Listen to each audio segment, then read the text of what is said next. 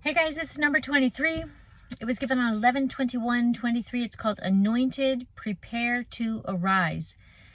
It was given at 8:11 in the morning, 811 in the Hebrew. It's a cluster of grapes in Numbers 13:24 and a cluster of henna flowers in Song of Solomon 1:14. Okay, arise. My anointed, prepare to arise. How? Pray, communion, read my words, keep your eyes, ears, and heart guarded. You are my little children who have had the most difficulties, bodies not designed for this earth, difficulties beyond measure. But you little children, my anointed, have always come to me with full joy and faith through all of these trials. Patient endurance, full faith in me. You have found that my written words bring you solace and comfort. You have experienced how worship brings your focus to me and allows you to take your mind off of the other things that can be troublesome. No one understands how you suffer, especially because you hide it in me. You allow me to carry you through. You don't complain. You don't demand it be different. You go when I say go with no questioning. You stay when I say stay with no complaints. When suffering is long and difficult, and at this point I looked up and there were actually 9 angels in the room. I looked up and it was like, whoa, okay. When suffering is long and difficult, you bring your fatigue and pain to me. You do not blame or demand others to help you. You live in full surrender and in full faith in me. I am your everything. The reason you get up, serve, and love, and how you are able to go on. You have had difficulties like that of Job. But just like Job, within the difficulties, you have earned many things. Man is not always there for you. I am always there for you. Within the suffering, you have had the opportunity to hear me and find me. Why? Because the depth of Job's suffering brought him to cry out to me in deeper ways than any other. His true faith was responded to me with hearing directly from me. Many mysteries about my own nature. Without his suffering, he would not have been as close to me. The adversary was sure by having me remove my protections that Job would turn away from me. But it only brought Job closer.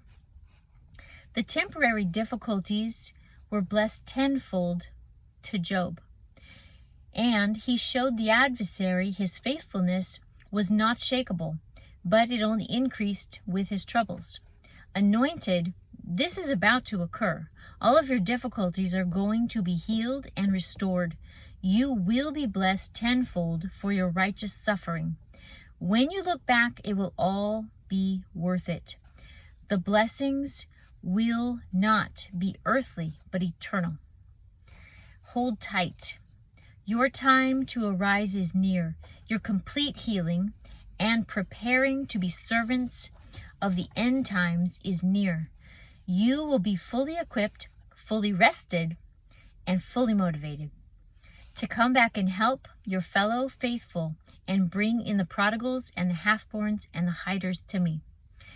I will use you in mighty and historic ways.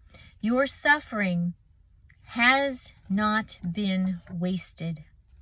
Each moment stored and will be recompensed properly as you lead with my ways, my power, and my light. Your faithfulness and needed wisdom to successfully lead, your quiet joy in me to be boldly shown in miracles and by saving people. Prepare to arise and return to bring the church home. My anointed, arise. And this ended at 8:33, which in the Hebrew is to go straight on, and to advance. And the Greek, it is a courtyard of a mansion. Here are the verses for number 23. Hebrews 12:1 and 2. Therefore, we also, since we are surrounded by so great a cloud of witnesses, let us lay aside every weight and the sin which so easily ensnares us, and let us run with endurance the race that is set before us, looking unto Jesus, the author and finisher of our faith, who for the joy that was set before him endured the cross, despising the shame, and has sat down at the right hand of the throne of God. 2 Corinthians 5:1. For we know that if our earthly house, this tent, is destroyed, we have a building from God, a house not made with hands, eternal in the heavens. Philippians 2:14-16. Do all things without complaining and disputing, that you may become blameless and harmless children of God, without fault, in the midst of a crooked and perverse generation, among whom you shine as lights in the world, holding fast the word of life, so that I may rejoice in the day of Christ. I have not run in vain or labored in vain. Hebrews 10:14. For by one offering he has perfected forever those who are being sanctified. Job 1:9-11. So Satan answered God and said, Does Job fear God for nothing? Have you not made a hedge around him, around his household, and around all that he has on every side? You have blessed the work of his hands, and his possessions have increased in the land. But now stretch out your hand and touch all that he has, and he will surely curse you to your face. Job 38:1. Then the Lord answered Job out of the whirlwind and said. Job 42:7, 10, and 16 and 17.